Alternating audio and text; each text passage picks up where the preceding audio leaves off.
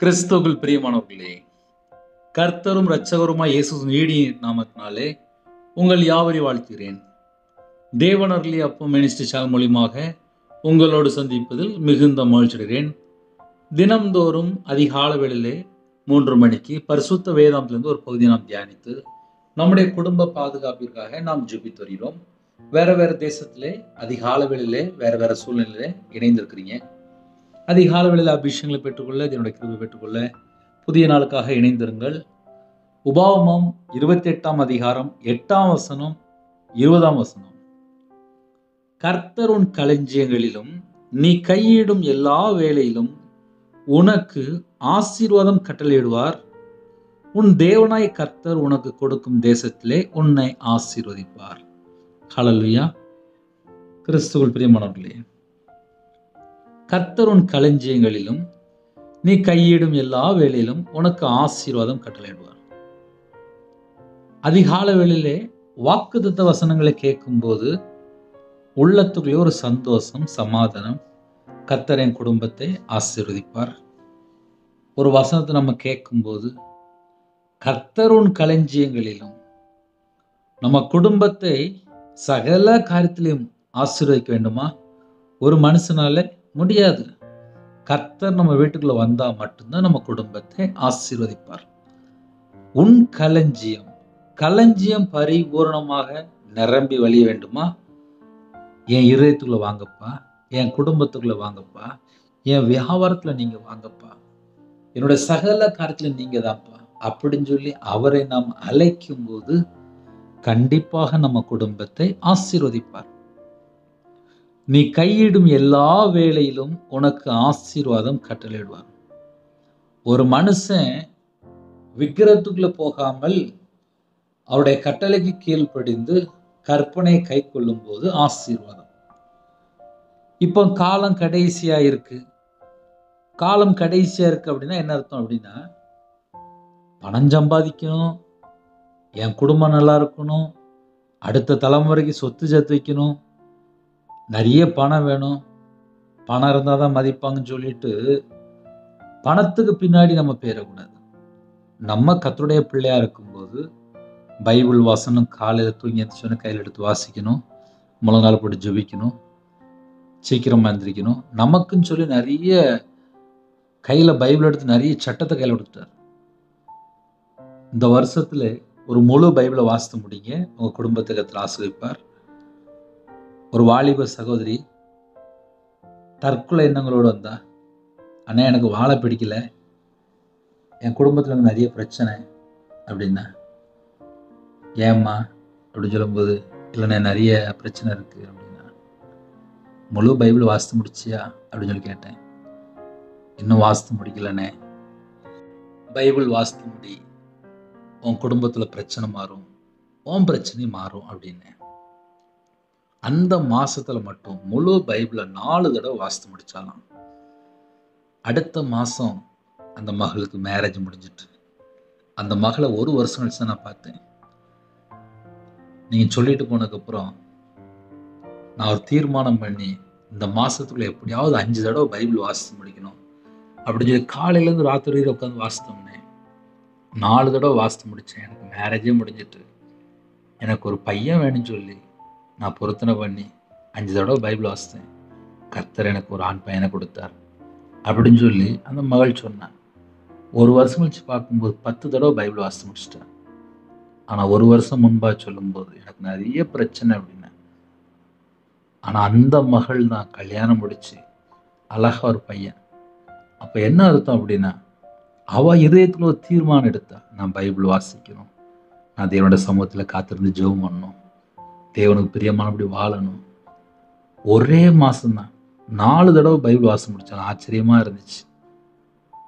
எந்த அளவுக்கு தேவன் மேல அன்பு வச்சிருந்தாலும் அவ கையில பைபிள் எடுத்து வாசித்திருப்பா. அடுத்த மாசம் மேரேஜ். அப்ப என்ன அர்த்தம் அப்படின்னா, நம்ம வாழ்க்கையில நம்ம சில தீர்மானங்கள் எடுக்க வேண்டியிருக்கு. ஒரு மனுஷன் கர்த்தரை விட்டு விலகும் போதுதான் 20ஆம் வசனத்தில் எழுதப்பட்டிருக்கு, என்னை விட்டு விலகி நீ செய்து வருகிற உன் துர்க்கிரிய நிமித்தம் சீக்கிரத்தில் கெட்டு போய் என்று எழுதப்பட்டிருக்கு. ஒரு மனுஷன் கர்த்தரை விட்டு விலகும் போது பல பிரச்சனைகள் வருது. அதே நேரத்துல கர்த்தருடைய சத்தத்துக்கு செவி கொடுத்து உண்மையா வாழும்போது, உன் களஞ்சியம் நீ கையிடும் எல்லா வேளையிலும் உனக்கு ஆசீர்வாதம் கட்டளையிடுவார். ஒரு மனுஷன் ஆசீர்வதிக்க முடியாது. நம்மளை உருவாக்கின தேவன் மட்டும்தான் ஆசீர்வதிக்க முடியும். உங்களுக்கு வேணா எக்ஸாம்பிள் வேணா என் வாழ்க்கையில சில காரியங்கள் சொல்றேன். அது பிரயோஜனமா இருக்கும். நான் ஒரு 3 வயசு 5 வயசு எனக்கு விவரம் தெரியும் போதுலேருந்து நான் சர்ச்சுக்கு போயிட்டு தான் இருக்கேன். சர்ச்சில் தான் வாலிப வயசுல நற்கருணை படித்தேன், ஞானஸ்நானம் எடுத்தேன், எல்லாம் சர்ச்சுக்கு தான் போயிட்டுருக்கேன். சர்ச்சில் தான் மேரேஜ் முடியுது, எல்லாம் சர்ச்சுக்கு தான் போயிட்டுருக்கேன். வாரம் கரெக்டாக ஞாயிற்றுக்கிழமை போயிடுவேன். ஆனால் கையில் பைபிள் எடுத்து வாசிக்க மாட்டேன். முழங்கால் போட்டு ஜெபம் பண்ணுற ஒரு பழக்கம் இல்லை. தேவனுக்கு பிரியமான ஒரு வாழ்க்கை என்கிட்ட இல்லை. இது என் வாழ்க்கையில் உள்ள ஒரு காரியம். ஆனால் பிரச்சனை தலைக்கு மேலே எப்போதும் ஒரு மனுஷனுடைய வாழ்க்கையில் வரும்போது அதுக்கப்புறம் கையில் பைபிள் எடுத்து வாசிப்பான், ஆட்டோமேட்டிக்காக வாசிப்பான். என் வாழ்க்கையில் தலைக்கு மேலே பிரச்சனை வந்ததுக்கப்புறம் கையில் பைபிள் எடுத்து வாசிக்க ஆரம்பித்தேன்.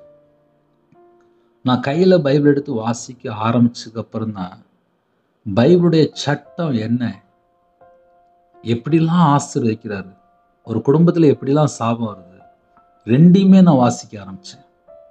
சில குடும்பத்தில் ஆசீர்வாதம் அப்படின்னா ரொம்ப ஆசையாக கேட்பாங்க, சாபம் அப்படின்னா கேட்க மாட்டாங்க. சாபத்தையும் ஆசீர்வாதத்தையும் உனக்கு முன்பாக வைத்தேன் என்று எழுதப்பட்டிருக்கு. நம்ம எதனால சூஸ் பண்ணலாம்?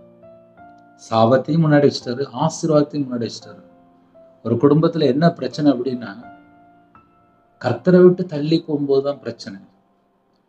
ஒரு மனுஷன் கர்த்தரை விட்டு தள்ளி போயிட்டான் அப்படின்னாலே ஆட்டோமேட்டிக்கா விக்கிரத்துல போய் மாட்டிடுறான். ஏதாவது ஒரு மனுஷனை நம்பி அவங்க சொன்னதுதான் அப்படின்னு சொல்லிட்டு போய் மாட்டிடுறான். அந்த கணக்குல நான் மாட்டிருக்கேன்.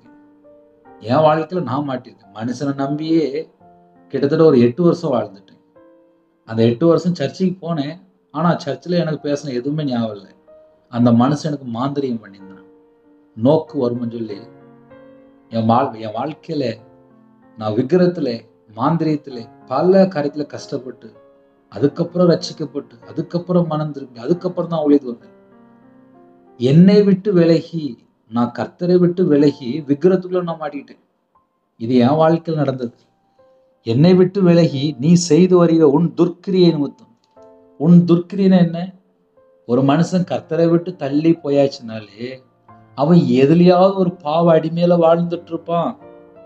சில குடும்பத்துல நினைப்பாங்க துர்க்கிரியை அப்படின்னா அதுவா நினைப்பாங்க. கிடையாது. ஒரு மனுஷன் கர்த்தரை விட்டு தள்ளி போயிட்டானா அதுக்கப்புறம் சரி எத்தனையோ காரியத்துல துர்க்கிரியை வந்துடும். பேசுற வார்த்தையிலே, பார்க்குற பார்வையிலே, சிந்தனையிலே, இதயத்துக்குள்ளே, இன்னும் வெளியில தேவையில்லாத இடத்துல நிற்பாங்க, தேவையில்லாத நபர்கிட்ட பேசுவாங்க, தேவையில்லாம பல மணி நேரம் வேஸ்ட் பண்ணுவாங்க. இதெல்லாம் எப்போ வருது? கர்த்தரை விட்டு விலகும் போதே இவ்வளவு பிரச்சனை வந்துடும். 24 மணி நேரம் இருக்கு. 24 மணி நேரத்துல கையில பைபிள் எடுத்து வாசிக்க மாட்டாங்க, ஜெபிக்க மாட்டாங்க. ஆனா ஒரு ஃபோன் 3 மணி நேரம் பேசுறாங்க. கேட்டா என் ஃப்ரெண்டு இன்னும் தேவையில்லாத நபர்கிட்ட பல மணி நேரம் பேசுறாங்க. என்னை விட்டு விலகி ஒரு மனுஷன் கர்த்தரை விட்டு விலகும் போதே தேவையில்லாத நபர்கிட்ட போய் சிக்கி கொள்றான். ஒரு குடும்பத்துல ஒரு ஜெபகுறிப்பு வந்துச்சு. ஒரு குடும்பத்துல கஷ்டப்படுறான்னு சொல்லி உதவி பண்ணினேன். ஆனா திருப்பி தர மாட்டுக்காங்க. அதுக்கு பின்னாடி என்னன்னு சொல்லி பார்க்கும்போது பல மணி நேரம் பேசி தேவையில்லாத காரியத்துல போய் சிக்கி கொடுத்தது வரல, மாட்டிக்கிட்டாங்க. ஒரு மனுஷன் கர்த்தரை விட்டு விலகும் போது அந்த பாதுகாப்பு போயிருது. தேவனோட மகிமை, தேவனோட கிருபை, தேவனோட வல்லமைக்குள்ள நாம் இருக்கும்போது எவ்வளவு கிஃப்ட். அவரோட அபிஷேகத்துக்குள்ள நாம் இருக்கும்போது எவ்வளவு கிஃப்ட். என் வாழ்க்கையில எல்லாம் நான் ரட்சிக்கப்பட்டதுக்கு அப்புறம் தான் அபிஷேகம்னா என்ன, தேவனோட கிருபைனா என்ன, தேவனோட வல்லமைனா என்ன, தேவனோட பிரசன்னம்னா என்ன, அவருக்கு பிரியமானபடி எப்படி வாழ்ந்தால் குடும்பத்தை ஆசீர்வதிப்பார், பல காரியங்களை பரிசுத்த வேதாந்தத்தை வாசிக்கும் போது எனக்கு ஆவியான கற்றுக் கொடுத்தார். ஏன்னா எத்தனையோ குடும்பத்துல இணைந்திருப்பீங்க. 24 மணி நேரம் கர்த்தருக்கு பிரியமானபடி வாழ்றாங்களா அப்படின்னு சொல்லி கேட்டா பெரிய சந்தேகமா தான் இருக்கு. ஏன்னா என் வாழ்க்கையில நான் அடிக்கடி பயப்படக்கூடிய காரியம் அதுதான். 1 மணி நேரம் தேவையில்லாம யார்ட்டையா பேசிட்டோம் அப்படின்னாலே அதுல எத்தனை வீணான வார்த்தை. யோசித்து பார்ப்போமே. என்னை விட்டு விலகி ஒரு மனுஷன் கர்த்தரை விட்டு விலகிட்டானாலே அதுக்கப்புறம் உடனே அடுத்த வேலை வந்துட்டு, நீ செய்து வருகிற உன் துர்க்கிரிய நிமித்தம். அப்போ ஒரு மனுஷன் கர்த்தரை விட்டு விலகும்போது எங்கேயோ ஒரு இடத்துல போய் மாட்டிக்கிடுறான். அதே நேரத்துல 8ஆம் வசனத்துல போட்டிருக்கு, கர்த்தர் உன் களஞ்சியங்களிலும். கர்த்தர் உன் களஞ்சியத்தை நிரப்பணும் அப்படின்னா, நான் 24 மணி நேரம் எப்படி வாழ்றேன்னு சொல்லி பரலோகத்துல தேவன் பார்ப்பாரு. என் களஞ்சியம் நிரம்பி வழியணும் அப்படின்னா பரலோகத்துல தேவன் பார்ப்பாரு. எல்லாம் பார்த்து தான் முடிவு பண்ணுவார். என் குடும்பத்தை ஆசீர்வதிக்கணும்னு சொல்லி தேவன் விரும்புறாரு. என் குடும்பத்தை ஆசீர்வதிப்பாரு. எப்போ ஆசீர்வதிப்பாரு? நான் கர்த்தரை விட்டு வழி விலகக்கூடாது. அதுதான் ரொம்ப முக்கியமான ஒரு பாயிண்ட். 24 மணி நேரம் இருக்கு. ஞாயிற்றுக்கிழமை 2 மணி நேரம் சர்ச்சுக்கு போறாங்க. மிச்ச நாட்கள், மிச்ச நேரங்கள் எப்படி இருக்கு? என்னையும் சேர்த்துதான். ஒரு நாளைக்கு 24 மணி நேரம் இருக்குன்னா, அந்த 24 மணி நேரத்துல தேவனுடைய சமூகத்துல எவ்வளவு நேரம் காத்திருக்கிறோம், எவ்வளவு நேரம் ஜெபம் பண்றோம், எவ்வளவு நேரம் துதிக்கிறோம், இதெல்லாம் தேவன் பார்ப்பாரு. என்னை விட்டு விலகி ஒரு மனுஷன் கர்த்தரை விட்டு விலகும் போது, அதுக்கப்புறம் உடனே அடுத்த வேர்டு வந்துட்டு, நீ செய்து வருகிற உன் துர்க்கிரியைகள் நிமித்தம். அப்ப கர்த்தரை விட்டு விலகியாச்சுனாலே ஏதோ ஒரு துர்க்கிரியைக்குள்ள போய் ஒரு மனுஷன் சிக்கி கொள்றான். அதான் அதுல முக்கியமான ஒரு பாயிண்ட். ஏன்னா என் வாழ்க்கையில நான் துர்க்கிரியைக்குள்ளேயும் போயிருக்கேன். ஒரு விக்கிரகம் அப்படின்னாலும் துர்க்கிரியை தான். ஒரு மனுஷனை நம்பி அவன் சொன்னதெல்லாம் கேட்கும்போது துர்க்கிரியைகளை போய் ஆட்டோமேட்டிக்கா மாட்டிக்கிடுவான். ஒரு மனுஷனை நம்பி அவன் சொன்னதெல்லாம் செய்யும்போது லாஸ்ட் விக்கிரகத்துல போயிட்டு மாந்திரிகத்துல போயிட்டு. அப்போ இன்னைக்கு காலம் கடைசியா இருக்கு. யாரை நம்பி நம்ம வெளியில புறப்படுறோம், யாரை நம்பி வாழ்றோம், யாரு பேச்ச கேட்கிறோம், யாருடைய சத்தத்துக்கு செவி கொடுக்கிறோம்? நம்ம கர்த்தருடைய சத்தத்துக்கு செவி கொடுக்கிறோமா? கர்த்தருக்கு பிரியமானபடிதான் நம்ம வாழ்றோமா? கர்த்தரை விட்டு விலகுறோமா? புதிய ஏற்பாட்டுல நம்ம பார்க்கும்போது பரிசுத்த அழைப்பு, நம்ம வாழ்க்கை முழுசுமே பரிசுத்த அழைப்பு. நம்ம பரிசுத்தமா வாழும்போது தேவன் நம்ம இதயத்துல வாசம் பண்ணிட்டு இருப்பாரு. என்னை விட்டு விலகி நம்ம இதயத்துக்குள்ளே ஒரு பொல்லாத காரியமோ, ஒரு அருவருப்பான காரியமோ, ஒரு அசுத்தமான காரியமோ, அப்படி ஏதாவது நம்ம இதயத்துல வந்தாச்சுனாலே நம்ம கர்த்தரை விட்டு தள்ளி போயிட்டோம்னு சொல்லிதான் அர்த்தம். அதான் துர்க்கிரியை. நம்ம சிந்தனைக்குள்ளே உலகத்துல 1000 காரியங்களை நம்ம யோசிக்கிறோமா, இல்ல கர்த்தருக்கு பிரியமானபடி மட்டும்தான் யோசிக்கிறோமா? ஏன்னா அந்த சிந்தனைக்குள்ளே, இந்த இதயத்துல நினைவுக்குள்ளே எத்தனையோ பழைய எண்ணங்கள், பழைய சுபாவங்கள், ஜென்ம காரியங்கள் எத்தனையோ உட்கார்ந்து யோசிச்சுட்டு இருப்பாங்க. சில குடும்பத்துலலாம் கரெக்டா 8 மணி ஆயிடுச்சுன்னா போதும், மத்தியானம் 1 மணி ஆயிடுச்சுன்னா போதும் நாடகம் பார்க்கணும்னு நினைப்பாங்க. சில குடும்பத்துல படம் பார்க்கணும்னு நினைப்பாங்க. அப்ப அவங்க இருதயம் எதோட ஒட்டிட்டு இருக்கு? இப்ப நான் பேசுறேன், என் இருதயம் தேவனோடு கனெக்டிங்ல இருக்கா? நம்ம அப்படி யோசித்து பார்க்கணும். ஒரு செல்போன் இருக்கு, அந்த செல்போனுக்கு உள்ளதான் ஒரு சிம் கார்டு இருக்கு, அந்த செல்போனுக்குள்ளதான் ஒரு பேட்டரி இருக்கு. அந்த பேட்டரி சார்ஜே இருந்துச்சு அப்படின்னா நல்லா ஒர்க் ஆகும். பேட்டரி வீக் ஆயிட்டுனா படுத்துரும். சிம் கார்டு இருக்கு, அந்த சிம் கார்டுக்கு நம்ம ரீசார்ஜ் பண்ணா மட்டும்தான் நம்ம யூஸ் பண்ண முடியும். இதுதான் நம்ம வாழ்க்கை. நம்ம ஒரு மனுஷன் தான், நமக்குள்ள ஒரு ஆத்மா இருக்கு, நமக்குள்ள ஒரு ஆவி இருக்கு. பரிசுத்த ஆவியார் நம்ம இதயத்துக்குள்ள வரும்போது நம்ம இதயத்துக்குள்ள வேற தேவையில்லாத ஏதாவது சில காரியங்கள் இருக்கா? அப்படிதான் நான் செக் பண்ணி பார்த்து பழகுனேன். என் இதயத்துக்குள்ள கர்த்தரை விட்டு தள்ளி போற எத்தனை காரியங்கள் இருக்கு. இதை மெதுவா கையில பைபிள் எடுத்து வாசித்து தியானிக்க ஆரம்பிச்சேன். கலாத்தியர் 5ஆம் அதிகாரத்திலே மாம்ச கிரியில் எழுதப்பட்டிருக்கு. கர்த்தரை விட்டு தள்ளி போற எத்தனை காரியம் இருக்கு. மார்க் 7ஆம் அதிகாரம் 20லேருந்து 23 எழுதப்பட்டிருக்கு. இதெல்லாம் நம்ம இதயத்துக்குள்ள இருக்கா அப்படின்னு சொல்லி செக் பண்ணி பார்க்க ஆரம்பித்தேன். ஒரு நாள் மட்டும் இல்லை, வாழ்க்கை ஃபுல்லா செக் பண்ணி பார்க்கணும். ஏன்னா ஒரு மனுஷன் கர்த்தரை விட்டு விலகும் போதுதான் இந்த துர்க்கிரியை, அப்புறம் சீக்கிரமா கெட்டு போறது, அப்புறம் அழிஞ்சு போறது, அப்புறம் சாபம் வர்றது, அப்புறம் சஞ்சலம், அப்புறம் கெட்டு போற வாசல், இதெல்லாம் எப்ப ஆரம்பிக்கு அப்படின்னா கர்த்தரை விட்டு விலகும் போதுதான் இந்த பிரச்சனைக்குள்ள போய் ஒரு மனுஷன் சிக்கி கொள்றான். நல்லா கவனிச்சு பாருங்க. காலையில் ஒரு 1/2 மணி நேரம் பாட்டு படித்து ஜெபம் பண்ணுறாங்க, பைபிள் வாசிக்கிறாங்க. சரி 1 மணி நேரம் நம்ம சொல்லுவோமே. இந்த 1 மணி நேரம் முடிஞ்சதுக்கப்புறம் வீட்டில் உள்ள காரியங்கள், அதுக்கப்புறம் வெளியில் கிளம்புவாங்க. வீட்டுக்குள்ளே இருக்கிற வரையும் எந்த ஒரு மிஸ்டேக்குமே மேக்சிமம் வராது. ஏன்னா வீட்டுக்குள்ளே அவங்கவுங்க காரியத்தை கரெக்டாக பண்ணிட்டு இருப்பாங்க. வெளியில் போனதுக்கப்புறம் யார்கிட்ட பேசணும், ஏன் பேசணும், என்ன பேசணும், நம்ம பேசுகிற வார்த்தையில் தேவனோட நாமம் மகிமைப்பட்டுச்சா, நம்ம பேசுகிற ஒவ்வொரு காரியமும் அது கரெக்டாக இருக்கா அப்படின்னு சொல்லி நம்மளே செக் பண்ணி பார்க்கலாம். வெளியில் புறப்பட்டு போகும்போது நம்ம கண் என்ன பார்க்கு, நம்ம சிந்தனை என்ன யோசிக்கு, நம்ம இதயத்துக்குள்ள என்ன இருக்கு, இதை மட்டும் நம்ம கொஞ்சம் செக் பண்ணி பார்த்தாச்சுனாலே போதும். நிறைய காரியங்களை கற்றுக்கொள்ள முடியும்.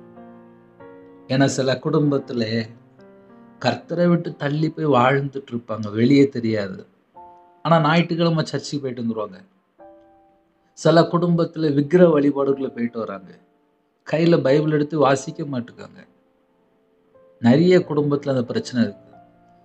அவங்க நினைக்கிறாங்க, எப்படி நினைக்கிறாங்க அப்படின்னா, மனசுல நினைக்கிறாங்க, ஆனா கையில பைபிள் எடுத்து வாசிக்கிறதே கிடையாது. எது நல்லது எது கெட்டது இஷ்டம் போல வாழ்றது. அப்புறம் என் குடும்பத்துல எனக்கு இந்த பிரச்சனைக்கு இந்த போராடம் சொல்லி அப்புறம் உட்காந்து புலம்பிட்டு இருப்பாங்க. என்னை விட்டு விலகி நம்ம இதயத்துக்குள்ளே நம்ம சிந்தனைக்குள்ளே தீமையான காரியம் வந்தாலே நம்ம கர்த்தரை விட்டு விலகிட்டோம்னு அர்த்தம். இப்ப நான் இருக்கேன், என் சிந்தனைக்குள்ளே நான் தீமையை யோசிக்கிறேன்னா வேதம் சொல்லுது, தீமையை யோசிக்கும் போது தவறுகிறார்கள் அல்லவோ. ஒரு மனுஷன் தீமையை யோசிக்கும் போதே தவறிடுதான். இவ்வளவு ஆழமா பைபிள்ல வசனம் இருக்கு. நன்மை யோசிக்கும் போது கிருபையும் சத்தியமும் உண்டு. ஒரு குடும்பத்துல நன்மை யோசிக்கும் போது அந்த குடும்பம் ஆசீர்வாதமா மாறும். அதே நேரத்திலேயே சிந்தனைக்குள்ள தீமையான கறி வரும்போது கர்த்தரை விட்டு நம்ம விலகி போயிருந்தோம். ஒரு மனுஷன் கர்த்தரை விட்டு விலகி போகும்போதுதான் வேதம் சொல்லுது, துர்க்கிரியை நீ செய்து வருகிற உன் துர்க்கிரியல் நிமித்தம். அப்ப துர்க்கிரியை எப்ப வந்துச்சு அப்படின்னு சொல்லி பார்க்கும்போது, நான் தீமையை யோசிக்கும் போதே அந்த துர்க்கிரியை உள்ள வந்துருது. காலம் கடைசியா இருக்கு. அநேக கேடான காரியங்கள், கெட்டு போற காரியங்கள், ஒரு மனுஷன் எப்படிலாம் கெட்டு போலாமோ ஏகப்பட்டது உலகத்துக்குள்ள இருக்கு. ஒரு குடும்பத்துல சொல்லும்போது சொல்றாங்க, என் பையன் போதை அடிமையில இருக்கான், என் பையன் கஞ்சா பழக்கத்துல இருக்கான், என் குடும்பத்துல மதுபான அடிமையில இருக்காங்க, என் குடும்பத்துல விக்கிர வழிபாடுல இருக்காங்க, என் குடும்பத்துல இந்த கள்ள தொடர்புல இருக்காங்க. அப்ப பின்னாடி என்ன இருக்கு அப்படின்னா, எங்கேயோ ஒரு இடத்துல தள்ளி போயிட்டாங்க. இதான் கடைசி காலம். என்னை விட்டு விலகி நீ செய்து வருகிற உன் துர்க்கிரியல் நிமித்தம். அப்போ ஒரு குடும்பத்துல கர்த்தரை விட்டு யாரு ஒரு நபர் தள்ளி போறாங்களோ அவங்களுடைய வாழ்க்கையில ஒரு துர்க்கிரியை உள்ள வந்துருது. அதனாலதான் ஆழமா பேசிட்டு இருக்கேன். ஒரு குடும்பத்துல ஏன் ஆசீர்வாதம் கம்மியா இருக்கு, ஏன் தட்டுப்பாடு வருது, ஏன் பிரச்சனை சொல்லி பார்க்கும்போது கர்த்தரை விட்டு தள்ளி போகும்போதுதான் துர்க்கிரியைங்க ஒரு வார்த்தை உள்ள வருது. ரெண்டாவது, சீக்கிரத்தில் கெட்டு போய். துர்க்கிரியை வந்ததுக்கு அப்புறம் தான் சீக்கிரமா கெட்டு போயிடுவானே. ஒரு மனுஷன் கெட்ட செயல் செய்ய ஆரம்பிச்சதுக்கு அப்புறம் அவனுடைய வாழ்க்கையிலே சீக்கிரமா கெட்டு போயிடுவான். புதிய ஏற்பாடுல நம்ம பார்க்கும்போது நற்கிரியை செய்யதான் கிறிஸ்து இயேசுக்குள்ள நம்ம சிருஷ்டிக்கப்பட்டு இருக்கிறோம். ஆனால் காலம் கடைசியா இருக்கு. என் குடும்பம் எனக்கு ஆசீர்வாதமா இருக்குன்னு சொல்லி எனக்கு தோணுது. ஆனால் நான் கர்த்தரை விட்டு தள்ளி போறேனா, அதை முதல்ல நான் யோசித்து பார்க்கணும். கர்த்தர் உன் களஞ்சியங்களிலும் நீ கையிடும் எல்லா வேளையிலும் உனக்கு ஆசீர்வாதம் கட்டளையிடுவார். அது வாக்குத்தத்தம். உன் தேவனாகிய கர்த்தர் உனக்கு கொடுக்கும் தேசத்துல உன்னை ஆசீர்வதிப்பார். கண்டிப்பா என்னை ஆசீர்வதிப்பார். ஆனால் என் வாழ்க்கையிலே நான் கர்த்தரை விட்டு விலகிறேனா, அதுதான் நான் செக் பண்ணி பார்க்கணும். ஒன்றும் இல்லை, செல்போன் கையில தான் இருக்கு. அந்த செல்போன் சார்ஜ் ஃபுல்லா இருக்கும்போது உங்களுக்கு நல்லாவே தெரியும். செல்போன் எப்போ சார்ஜ் குறையுது அதுவும் உங்களுக்கு கரெக்டா தெரியும். எப்படி? நீங்க தான் காலைல சார்ஜ் போடுறீங்க, நைட்டுக்குள்ள சார்ஜ் குறையுது, கரெக்டா உங்களுக்கு தெரியுதுல்ல? அதே போல நான் கிறிஸ்துவுக்குள்ள இருக்கிறேன்னா, இல்ல நான் உலகத்துல போய் நான் வம்பா தப்பான ஒரு வாழ்க்கையில வாழ்ந்துட்டு இருக்கிறேன்னா, இதை நம்ம கண்டுபிடிச்சா மட்டும்தான் நம்ம குடும்பம் ஆசீர்வாதமா இருக்கும். உன் தேவனாய் கர்த்தர் உனக்கு கொடுக்கும் தேசத்துல உன்னை ஆசீர்வதிப்பார். வாக்கு தத்தம்லாம் கரெக்டா தான் இருக்கு. அந்த வாக்கு தத்தங்களை பெற்றுக்கொள்கிற நான் எப்படி இருக்கிறேன்? இப்ப நான் உங்கள்கிட்ட பேசுறேன். என் சிந்தனைக்குள்ளே, என்னுடைய எண்ணங்களுக்குள்ளே, என்னுடைய இதயத்துக்குள்ளே ஒரு பொல்லாத நினைவோ, ஒரு பொல்லாத சிந்தனையோ, தீமையான யோசனையோ, தீமையான எண்ணங்களோ உள்ள வருதா? அது நான் தான் கண்டுபிடிக்கணும். செல்போன்ல சார்ஜ் போனா நம்ம தானே கண்டுபிடிக்கிறோம். அதே போல கேட்கக்கூடிய சகோதரர் இருக்கீங்க, சகோதரிமா இருக்கிறீங்க, தாய்மா இருக்கிறீங்க, தகப்பன்மா இருக்கிறீங்க. நீங்க தான் கண்டுபிடிக்கணும். அதனால ஒரு 2 வசனம் நம்ம தியானிக்கும் போது, நான் கர்த்தரை விட்டு விலகுனா வேதம் உடனே அழகா எழுதப்பட்டிருக்கு. நீ செய்து வருகிற உன் துர்க்கிரியை.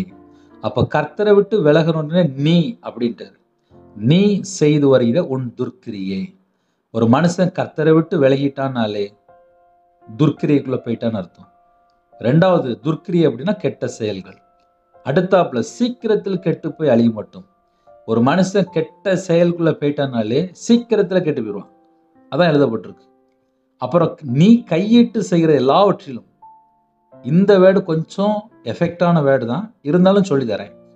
நீ கையிட்டு செய்கிற எல்லாவற்றிலும் ஒரு மனுஷன் கர்த்தருக்கு பிரியமானபடி வாழ்ந்தால், 8வது வசனம் எழுதப்பட்டிருக்கு, கர்த்தர் உனக்கு களஞ்சியங்களிலும் நீ கையிடும் எல்லா வேலையிலும் உனக்கு ஆசீர்வாதம் கட்டளிடுவார். ஒரு பக்கம் ஆசீர்வாதம் வச்சுட்டாரு, இன்னொரு பக்கம் கர்த்தரை விட்டு விலகி போய் ஒரு மனுஷன் விக்கிரத்துல போய் சிக்கி கொள்ளும் போது, மனுஷனை நம்பும் போது, பல இடத்துல போய் சிக்கி கொள்ளும் போது பிரச்சனை வேற மாதிரி வருது. நீ கையிட்டு செய்கிற எல்லாவற்றிலும் உனக்கு கர்த்தர் உனக்கு சாபத்தையும் சஞ்சலத்தையும் கேட்டையும் வர பண்ணுவார் என்று எழுதப்பட்டிருக்கு. அப்ப இந்த பிரச்சனைக்கெல்லாம் மூல காரணம் யாரு அப்படின்னு சொல்லி பார்க்கும்போது இந்த துர்க்கிரியை தான், இந்த கெட்ட செயல்கள் தான். ஒரு மனுஷனுடைய வாழ்க்கையில கெட்ட செயல்கள் இருக்கும்போது அவங்களுடைய வாழ்க்கையில ஒரு வளர்ச்சி இருக்காது. கெட்ட செயல்கள் நம்முடைய வாழ்க்கையில தொடர்ந்து தொடர்ந்து வரும்போது ஆசீர்வாத பிரச்சனை, ஆசீர்வாதத்துக்கு தடை வந்துடும். இதை ஏன் நம்ம காலையில சொல்லி தர வேண்டியிருக்கு அப்படின்னா, காலையில என் குடும்பத்தை கர்த்தர் ஆசீர்வதிக்குன்னு சொல்லி நிறைய குடும்பத்துல ஜெபம் பண்ணிட்டு இருப்பீங்க. ஆனா பகல் நேரத்துல போய் பார்த்தா ஒரு 4 மணி நேரம் செல்போன்ல கேம் விளையாண்டுட்டு இருப்பாங்க.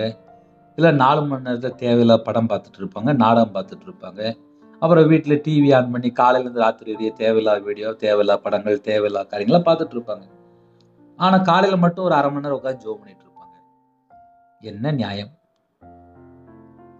காலையில தேவனை தேடுறாங்க, பகல் நேரத்துல மாயையான காரியத்தை பின்பற்றுறாங்க. மாயையை பின்பற்றும் போது தேவனுடைய கிருபை இழந்து விடுவாங்க. பொய்யான மாயையை பின்பற்றுகிறவர்கள் தங்களுக்கு ஒரு கிருபை போக்கடிக்கிறார்கள் என்று எழுதப்பட்டிருக்கு. அதனால யாரெல்லாம் அதிக அளவில் இணைந்திருக்கிறீங்களோ உங்க குடும்பத்தை கர்த்தர் ஆசீர்வதிப்பார். ஆனால் ஆசீர்வாதத்தை பெற்றுக்கொள்ளணும் அப்படின்னா, கர்த்தரை என் குடும்பத்தை ஆசீர்வதிக்கணும் அப்படின்னா, நான் கர்த்தரை விட்டு தள்ளி போற எந்த ஒரு காரியத்திலையும் நம்ம சிக்கிக்கொள்ளக்கூடாது. ஏன்னா அந்த தேசத்துக்குள்ளே கர்த்தரை விட்டு தள்ளி போற காரியம் தான் பெருகிட்டு வருது. ஒரு ஃப்ரெண்டுகிட்ட பழகுறாங்க, அந்த ஃப்ரெண்டு உண்மையா இல்லை, ஏமாத்திடுறான். கூட இருக்கிறவங்கள்ட்ட பழகுறாங்க, அவங்க ஏமாத்திடுறாங்க. அப்புறம் கண்ணீர் வாழ்க்கையா மாறி என்னன்னு கேட்டா ஏமாத்திட்டாங்க. இப்ப நிறைய குடும்பத்துல ஏமாந்து போயிருந்தாங்க. இதுல எக்ஸாம்பிளுக்கு சொல்லணும் அப்படின்னா, நான் தான் ஏமாந்துருக்கேன்ப்பா. ஒரே ஒரு மனுஷன் என் கூட இருந்தான், 13 லட்ச ரூபா கொடுத்து வரல. அப்ப நான் தான் முதல்ல ஏமாந்துருக்கேன். மனுஷனை நம்பி போனதுக்கு அப்புறம் விளங்குமா? நான் ஏமாந்துட்டேன். அதனால காலை வேளையில என்ன இன்னைக்கு செய்தி அப்படின்னா, கர்த்தர் உன் களஞ்சியங்களிலும் நீ கையிடும் எல்லா வேலையிலும் உனக்கு ஆசீர்வாதம் கட்டளையிடுவார். உங்க கூட கர்த்தர் இருக்கிறாரா? அந்த ஒண்ணுதான் ஹையஸ்டான ஒரு கேள்வி.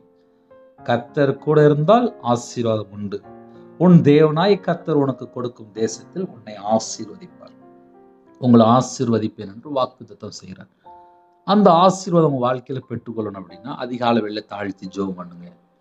இன்னொரு பக்கம் இருக்கு, நன்மை தீமை, சாபம் ஆசீர்வாதம். கர்த்தருக்குள் இருக்கும்போது ஆசீர்வாதம், கர்த்தரை விட்டு விலகும் போது சாபம் வருது. கர்த்தர் உனக்கு சாபத்தையும் சஞ்சலத்தையும் கேட்டையும் வர பண்ணுவார். சாபம் அப்படின்னா ஆசீர்வாதம் இருக்காது. சஞ்சலம் அப்படின்னா வேதனை நிறைந்த ஒரு வாழ்க்கையா இருக்கும். கேட்டை அப்படின்னா கெட்டு போற ஒரு வாழ்க்கையா இருக்கும். கேட்டையும் வர பண்ணுவார். கெட்டே போயிடுவான். ஏன்னா துர்க்கிரியே உள்ள வருது. இன்னைக்கு செய்தி என்ன அப்படின்னா, துர்க்கிரியே உள்ள இருக்கும்போது சீக்கிரத்துல கெட்டு போயிடுவான். நீ கையிட்டும் செய்ய எல்லா வேலையிலும் கர்த்தர் உனக்கு சாபத்தையும் சஞ்சலத்தையும் கேட்டை வர பண்ணுவார். அப்போ ஒரு பக்கம் பார்த்தா நம்ம ஆசீர்வாதத்தை தியானிச்சிருக்கோம், இன்னொரு பக்கம் பார்த்தா சாபம்னா என்னன்னு சொல்லி தியானிச்சிருக்கோம். ஏன்னா சில குடும்பத்துல ஆசீர்வாதம் உடனே கரெக்டா கேட்டுருவாங்க, சாபம் ஏன் வருது அப்படின்னு சொல்லி கேட்டா அவங்களுக்கு தெரியாது. என் வாழ்க்கையில நான் சாபத்துல வாழ்ந்திருக்கேன், நான் விக்கிரத்துல வாழ்ந்திருக்கேன், நான் மாந்திரீகத்தில் கஷ்டப்பட்டிருக்கேன். எனக்கு சாபம் அப்படின்னா நல்லாவே தெரியும். ஒரு வசனத்தை எடுத்து நான் பேசும்போது ஏன் கூட முதல்ல ஆவியானவர் பேசுவார். இது எப்படி பேசணும், ஒரு ஜனங்களுக்கு எப்படி சொல்லிக் கொடுக்கணும். என்னை விட்டு விலகி கர்த்தரை விட்டு விலகும் போது இவ்வளவு பெரிய பிரச்சனை. இதை ஏன் நான் மறுபடியும் பேசுறேன் அப்படின்னா, நிறைய குடும்பத்துல கர்த்தரை விட்டு விலகி துன்மார்க்கமா வாழ்ந்துட்டு இருக்கிறாங்க. வெளியே தெரியாது. வெளியில கேட்டா கிறிஸ்டியன், வெளியில கேட்டா வேதக்காரன், ஆனா உள்ள கேட்டா அருவருப்பு, தீட்டான காரியம், அசுத்தமான காரியம், கர்த்தரை விட்டு தள்ளி போற பொல்லாத எத்தனையோ காரியம், துர்க்கிரியை உள்ள வந்துட்டுனாலே எல்லாம் உள்ள வந்துடும். இச்சையான காரியம், அசுத்தமான காரியம், காம விகாரம், மோக இச்சை எல்லாம் ஏதாவது உள்ள வந்துடும். அப்ப கர்த்தரை விட்டு தள்ளி போகும்போதுதான் இவ்வளவு பெரிய ஆபத்து வருது. நீ கையிட்டும் செய்யற எல்லாவற்றிலும் அப்படின்னா அதுக்கப்புறம் தான் இங்கே ஒரு பிரச்சனை ஆரம்பிக்கும். அதனால ஒரு மனுஷன் கர்த்தரை விட்டு தள்ளி போகாமல் இருக்கிறது நல்லது. அதனால காலை வேளையில இவ்வளவு நேரம் பேசியிருக்கேன். 2 வசனம் தான். உங்க வாழ்க்கையில இந்த வசனத்தை நீங்க எப்படினாலும் உட்கார்ந்து தியானிங்க. உபாகமம் 28ஆம் அதிகாரம் 8ஆம் வசனம் 20ஆம் வசனம். உங்க கையில பைபிள் இருந்தா பழைய ஏற்பாட்டுல 258ஆவது பக்கம் உட்கார்ந்து வாசிங்க, அறிந்து கொள்ள முடியும். கர்த்தருக்கு பிரியமானபடி வாழ்ந்தால் ஆசீர்வாதம். கர்த்தரை விட்டு தள்ளி போகும்போதுதான் ஒரு குடும்பத்துல சாபம் வருது. அதனால 2 பக்கமும் சொல்லி கொடுத்துருக்கேன். சில வசனம்லாம் கேட்கும்போது கடினமா தான் இருக்கும். ஏன்னா என் வாழ்க்கையில நான் கஷ்டப்பட்டிருக்கேன், சொல்லித்தரேன். கண்களை மூடி நாம் ஜெபம் செய்வோம். கிருபை மகிமை நிறைந்த பரிசுத்தமுள்ள நல்ல தகப்பனே, நன்றியோடு துதிக்கிறோம் சுதிக்கிறோம் ராஜா. புதிய நாளுக்கான கிருபைக்காக நன்றி. உங்க பிள்ளைகள் இந்த செய்தி கேட்டாங்கப்பா. நாங்கள் கர்த்தருக்கு பிரியமானபடி வாழ்ந்து ஆசீர்வாதங்களை பெற்றுக்கொள்றோம். கர்த்தர் கிருபை செய்யுங்க. உங்க கிருபினால் நிரப்புங்க, உங்களுடைய பிரசனத்தினால் மூடுங்க, உங்களுடைய வல்லமையினால் நிரப்புங்க. ஜெப அபிஷேகத்தை தாங்க, தியானிக்கிற அபிஷேகம் தாங்க, சத்துருக்கள் மேற்கொள்ள அபிஷேகம் நிரப்புங்க. ஆவிக்குரிய 9 கனிகளினாலும் ஆவிக்குரிய 9 வரலாறு நிரப்புங்க. கிறிஸ்துக்குள் ஆவிக்குரிய உணர்வு சகல விதமான ஆசீர்வாதங்களினாலும் இயேசு கிறிஸ்து நாமத்தினால் நாங்கள் பெற்றுக்கொள்கிறோம்ப்பா. பூமிக்குரிய ஆசீர்வாதம், இம்மைக்குரிய ஆசீர்வாதம், மறுமைக்குரிய ஆசீர்வாதம், எல்லா ஆசீர்வாதம் உங்க பிள்ளையோட சிரசு மேல தங்கிஇருக்கட்டும். குறைகள் குற்றங்களை மன்னிங்க, உங்களோட ரத்தத்தினால கழுவி சுத்திகரிங்க. எல்லா குடும்பத்தையும் உங்களுடைய ஜீவன்கள் அர்ப்பணிங்க. பிதா குமாரன் பரிசுத்த நாமத்தினால முத்திரை போடுங்க. யாரெல்லாம் தாழ்த்தணும் எல்லா குடும்பமும் இயேசு கிறிஸ்து ரத்தத்தினாலே, இயேசு கிறிஸ்து நாமத்துல எல்லா குடும்பமும் பரிபூர்ணமாக ஆசீர்வதிக்கப்படட்டும். கர்த்தரை விட்டு தள்ளி போற எத்தனை காரியங்கள் இருக்கோ எல்லா கிரியெல்லாம் அழிக்கப்படட்டும். அப்பா, நற்கிரியை செய்கிற பிள்ளைகளா மாறணும்ப்பா. எங்களுக்கு அந்த பாக்கியம் தாங்க, அந்த கிருபை தாங்க, ஜீவனை தாங்க. எத்தனையோ துர்க்கிரிய உலகத்துக்குள்ள இருக்கு, அதெல்லாம் எங்களுக்கு வேண்டாம்ப்பா. நாங்க கர்த்தரை விட்டு தள்ளி போகக்கூடாது. எங்களுக்கு அந்த கிருபை தாங்கப்பா. எங்க மேல எவ்வளவு அன்பா இருக்கிறீங்க. அதிகாலையில் ஒவ்வொரு குடும்பத்தோட பேசுனீங்க, நன்றி. பிதா குமாரன் பரிசுத்த நாமத்துல முத்திரை போட்டு உங்களோட இரத்த கொட்டைகளை வேலடைத்து மூடி மறைத்து எல்லா குடும்பத்தையும் கர்த்தர் பாதுகாத்துக் கொள்ளுங்க. எல்லா குடும்பத்தையும் கர்த்தர் உன் களஞ்சியங்களிலும் நீ கையிடும் எல்லா வேலையிலும் உனக்கு ஆசீர்வாதம் கட்டளையிடுவார். உன் தேவனாய் கர்த்தர் உனக்கு கொடுக்கும் தேசத்தில் உன்னை ஆசீர்வதிப்பார் என்று வேத வசனம் இன்று உங்க பிள்ளையோட வாழ்க்கையிலே அப்பா கர்த்தர் ஆசீர்வதித்து தாங்கப்பா. உங்களை விட்டு எங்களுக்கு யாரும் இல்லைப்பா. கர்த்தரை விட்டு தள்ளி போனாலும் இவ்வளோ பெரிய ஒரு ஆபத்து இருக்குப்பா. எங்க வாழ்க்கையில நாங்க எத்தனை காரியத்துல கர்த்தரை விட்டு தள்ளி போயிருக்கோம். அந்த பாவத்தெல்லாம் மன்னிச்சிருங்கப்பா. இந்த நாளை எங்களுக்கு ஆசீர்வதித்தாங்க. எல்லா குடும்பமும் ஆசீர்வாதமா மாறட்டும். பொறுப்படுத்திக் கொள்ளுங்க. காலை வேளையிலே பிறந்த நாள் கொண்டாடுறாங்க, திருமண நாள் கொண்டாடுறாங்க. அந்த குடும்பத்தை கர்த்தர் 1000 தலைமுறைக்கு ஆசீர்வதிங்கப்பா. அவனுடைய குடும்பத்தில் எல்லா குறைகள் குற்றலாற்றையும் மன்னித்து பரிசுத்தப்படுத்தி ஆசீர்வதிங்க. கற்பதனையா ஜெபிக்கிறாங்க, கர்த்தர் மனம் இறங்கி ஆசீர்வதிங்க. மாசமா இருக்காங்க, தாயும் பிள்ளை ஆசீர்வதிங்க. டெலிவரி பொறுப்பாங்க, பரம வைத்தியர் கூட இருங்க. திருமண தேவைக்காக ஜெபிக்கிறாங்க, பிள்ளைகளுக்கு வயசு அதிகமாயிட்டு போகுதுப்பா. கர்த்தர் வாசல் திறந்தாங்க. சில குடும்பத்தில் திருமணம் முடிந்ததுக்கு அப்புறம் சமாதானம் இல்லைப்பா, டைவர்ஸ் அளவுக்கு பிரச்சனை ஓடிட்டு இருக்கு. நிறைய குடும்பத்துலலாம் நிம்மதியே இல்லைப்பா. கர்த்தர் என்னன்னு பாருங்க. உங்க பிள்ளைகளோட வாழ்க்கையில சமாதானத்தை கிட்டுடுங்க. சில குடும்பத்திலே மாந்திரிகம், பிள்ளி சுனம், ஏவல், விக்கிரகத்துல கட்டப்பட்ட நிலைமை, மதுபான அடிமை, போதை காரியங்கள், கஞ்சா பழக்கம், அந்த எல்லா செத்த கிரியெல்லாம் இயேசு நாமத்தை சுற்றி அறிக்கப்படட்டும். ஒவ்வொரு குடும்பத்தையுமே கர்த்தர் ஆசீர்வதிங்க. கர்த்தர் கூட இருங்க. தேவனுக்கு பிரியமானபடி மனம் திரும்பி வாழணும்ப்பா. எங்களுக்கு அந்த கிருபை தாங்கப்பா. எங்கள்கிட்ட உள்ள குறைகளெல்லாம் மன்னிச்சிருங்கப்பா. எங்களை பரிசுத்தப்படுத்தி ஆசீர்வதிங்க. உங்களுடைய கரத்தில் எங்களை அர்ப்பணிக்கிறோம்ப்பா. எங்கள் கரத்தை நீங்கள் பிடிச்சுக்கோங்கப்பா. நீங்கள் பிடிச்சா மட்டும்தான்ப்பா நித்திய ஜீவன் வரிய அப்பா உங்கள் வழியில் நாங்கள் நடக்க முடியும். உலகத்தில் எத்தனையோ பொல்லாத வழி இருக்குப்பா, அதெல்லாம் எங்களுக்கு வேண்டாம்ப்பா. உங்களுடைய நல்வழியில் நடக்க எங்களுக்கு கிருபை தாங்கப்பா. கல்லான இதயத்தை எடுத்து போட்டு சதையான இதயத்தை தாங்கப்பா. உங்களுடைய நல்ல ஆவியை தாங்கப்பா. உணர்வுள்ள இதயம் தாங்கப்பா. எல்லா குடும்பத்தையும் உங்களுடைய கரத்தில் அர்ப்பணிக்கிறோம்ப்பா. சில குடும்பத்தில் தாழ்த்துறாங்க, அர்ப்பணிக்கிறாங்க, மன்றாடி ஜெபிக்கிறாங்க. கர்த்தர் சந்திங்கப்பா. உங்களோட வாழ்க்கையில் என்னென்ன குறைகள் குற்றங்கள் இருக்கோ எல்லாவற்றையும் மன்னித்து ஆசீர்வதிங்க. எத்தனையோ குடும்பத்திலே கர்த்தரை அறியாமல் விக்கிர வழிபாடுல இருக்காங்க. ஒரு மனுஷன் கர்த்தரை விட்டு விலகும் போதே சாபம், சஞ்சலம், எவ்வளவோ காரியம் எழுதப்பட்டிருப்பா. துர்க்கிரியை எங்க வாழ்க்கையில நாங்கள் கர்த்தரை ஏற்றுக்கொண்டு கர்த்தருக்காக வாழணும். அந்த கிருபை தாங்க. காலவேளையிலே யாரெல்லாம் வெளியில புறப்படுறாங்களோ, யாரெல்லாம் ட்ரெயினில் புறப்படுறாங்களோ எல்லா குடும்பத்தையும் உங்களுடைய கரத்தில் அர்ப்பணிக்கிறோம். எல்லா குடும்பத்தையுமே கர்த்தர் கறந்துட்டு ஆசீர்வதிங்க. ஹாஸ்பிட்டலில் அவசர சிகிச்சையில் இருக்காங்க, உங்களுடைய தலைமுள்ள கரத்தினால தொட்டு பரிபூர்ணமாக சுகமாக்கித்தாங்க. இந்த மாசத்துல யாரெல்லாம் கடைசியில் அப்பா உபவாசத்தோடு இருக்காங்களோ அந்த குடும்பத்தை கர்த்தர் ஆசீர்வதிங்க. கர்த்தர் விசேஷமாக கூட இருந்து உபவாச நாட்களில் கர்த்தர் பேசுங்க. தேவனர்லி அப்போ மினிஸ்டர் உங்களுடைய கரத்தில் அர்ப்பணிக்கிறோம். எத்தனையோ குடும்பத்தில் கடன் மத்தியிலே போராடி ஜெபிக்கிறாங்க. அந்த கடன் பிரச்சனைக்கு ஒரு முடிவு கொண்டு வாங்கப்பா. உங்களுடைய வார்த்தையில கீழ்ப்படிந்து நிலைத்திருக்க கதை கிருபை செய்யுங்க. இந்த நாளை ஆசீர்வதித்தாங்க. உங்களுடைய மன விருப்பத்தை நிறைவேற்றித்தாங்க. கடனிலே போராடுற குடும்பத்தை கர்த்தர் மீட்டுக்கொள்ளுங்க. மறுபடியும் ஆசிரியங்க. வெளிநாட்டில் இருக்காங்க, கர்த்தர் பொறுப்படுத்துங்க. வேலைக்காக, கவர்மெண்ட் வேலைக்காக, மற்ற காரியங்களுக்காக ஜெபிக்கிறாங்க. எல்லா தடைகளும் நீக்கி ஆசிரியங்க. இந்த நாளை உங்களுடைய கரத்தில் அர்ப்பணிக்கிறோம். உமக்கு பிரியமானபடி வாழ எங்களுடைய ஆவி, ஆத்துமா, சரீரம், சிந்தனை எல்லாவற்றையும் அர்ப்பணிக்கிறோம்.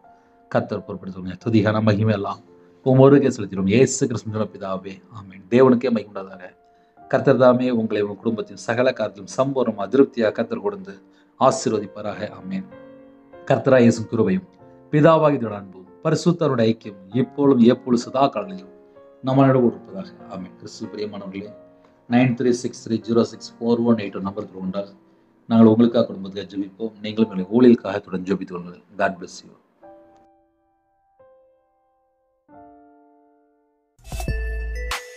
Thanks for watching. Please subscribe our channel. Click the like and share. Click the bell. God bless you.